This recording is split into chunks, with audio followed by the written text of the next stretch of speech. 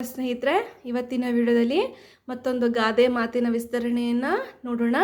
ಆಳಾಗಿ ದುಡಿ ಅರಸನಾಗಿ ಉಣ್ಣು. ಇದರರ್ಥ ಕಷ್ಟಪಟ್ಟು ಬೆವರು ಹರಿಸಿ ಶ್ರಮ ವಹಿಸಿ ದುಡಿ, ಅರಸನಂತೆ ನಿನ್ನ ದುಡಿಮೆಯಿಂದ ನಿನ್ನ ಶ್ರಮದಿಂದ ವೈಭೋಗದಿಂದ ಅದನ್ನು ಊಟ ಮಾಡು, ಅನುಭವಿಸುವಂಥ ಅರ್ಥ.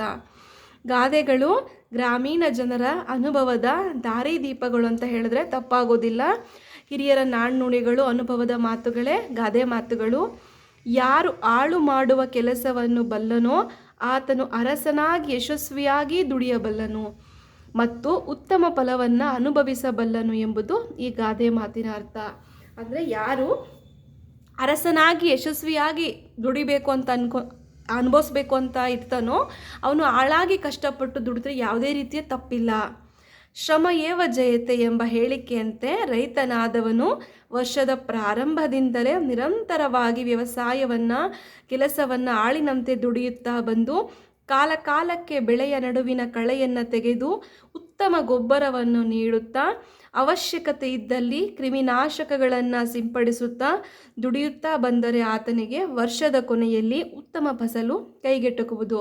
ಒಂದು ಉದಾಹರಣೆಯನ್ನು ತೆಗೆದುಕೊಂಡು ನೋಡೋದಾದರೆ, ಶ್ರಮ ಏವ ಜಯತೆ ಎಂಬ ನಾಣ್ಣುಡಿ ತಮ್ಮೆಲ್ಲರಿಗೂ ತಿಳಿದಿದೆ. ಒಬ್ಬ ರೈತನಾದವನ ವರ್ಷದ ಪ್ರಾರಂಭದಿಂದ ನಿರಂತರವಾಗಿ ತನ್ನ ವ್ಯವಸಾಯದ ಕೃಷಿಯಲ್ಲಿ ತನ್ನ ಕೆಲಸವನ್ನು ತೊಡಗಿಸಿಕೊಂಡು ಆಳಿನಂತೆ ದುಡಿಯುತ್ತಾ ಶ್ರಮ ವಹಿಸಿ ದುಡಿಯುತ್ತಾ ಕಾಲಕ್ಕೆ ಆ ಬೆಳೆಯ ಮಧ್ಯೆ ಬರುವಂತಹ ಕಳೆಯನ್ನು ನಾಶಪಡಿಸಿಕೊಂಡು ಅದಕ್ಕೆ ಉತ್ತಮ ಗೊಬ್ಬರವನ್ನು ಸಿಂಪಡಿಸುತ್ತಾ ಅದಕ್ಕೆ ಅವಶ್ಯಕತೆ ಇದ್ದರೆ ಅಂತ ಆದರೆ ಕ್ರಿಮಿಕೀಟಗಳ ನಾಶಕಗಳನ್ನು ಸಹ ಸಿಂಪಡಿಸುತ್ತಾ ಉತ್ತಮವಾಗಿ ಶ್ರಮ ವಹಿಸಿ ದುಡಿಯುತ್ತಾ ಬಂದರೆ ಅವನಿಗೆ ವರ್ಷದ ಕೊನೆಯಲ್ಲಿ ಅತ್ಯುತ್ತಮವಾದ ಫಸಲು ಆತನ ಕೈಗೆ ಸಿಗುತ್ತೆ.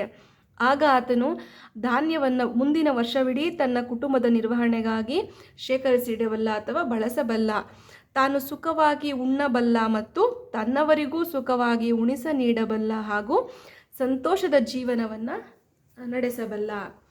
ಯಾವಾಗ ವರ್ಷದ ಆರಂಭದಿಂದಲೂ ವರ್ಷದ ಕೊನೆಯವರೆಗೂ ಆತನು ಕಷ್ಟಪಟ್ಟು ದುಡಿದ್ರೆ ವರ್ಷದ ಅಂತ್ಯದಲ್ಲಿ ಆತನು ರಾಜನ ಬದುಕನ್ನು ಕಾಣ್ತಾನೆ. ಆ ತೃಪ್ತಿ ಸಿಗುತ್ತಲ್ಲ, ವರ್ಷದ ಕೊನೆಯಲ್ಲಿ ಕೈಗೆ ಬಂದಂಥ ಫಸಲಿನ ಆ ತೃಪ್ತಿ ಅವನಿಗೆ ವರ್ಷವಿಡೀ ತನ್ನ ಕುಟುಂಬಕ್ಕೆ ಹಾಗೂ ತನ್ನ ನಿರ್ವಹಣೆಗೆ ಎಷ್ಟು ಬೇಕೋ ಅಷ್ಟನ್ನು ಇಟ್ಟುಕೊಂಡು ಉಳಿದಂಥದ್ದನ್ನು ಅದನ್ನು ಮಾರಾಟವೂ ಸಹ ಮಾಡಬಹುದು. ಆಗ ಆತನಿಗೆ ಅದರಿಂದ ಹಣವೂ ಸಹ ಕೈಗೆ ಸಿಗುತ್ತೆ. ಹೀಗಾಗಿ ತಾನು ಸುಖವಾಗಿ ಉಂಡು ತನ್ನವರಿಗೂ ಕೊಟ್ಟು ಹಾಗೂ ಪರರಿಗೂ ಆತನು ಅದನ್ನು ನೀಡಬಲ್ಲ ಹಾಗೂ ಸಂತೋಷದ ಜೀವನವನ್ನು ನಡೆಸಬಲ್ಲವನು. ಹೀಗಾಗಿ ಕಷ್ಟಪಟ್ಟು ಆಳಾಗಿ ದುಡಿದು ಅರಸನಂತೆ ಉಣ್ಣು ಎಂಬುವ ನಾಣ್ಣುಡಿ ಗಾದೆ ಮತ್ತು ಈ ಉದಾಹರಣೆ ಮೂಲಕ ನಾವು ತೋರ್ಪಡಿಸಬಹುದು.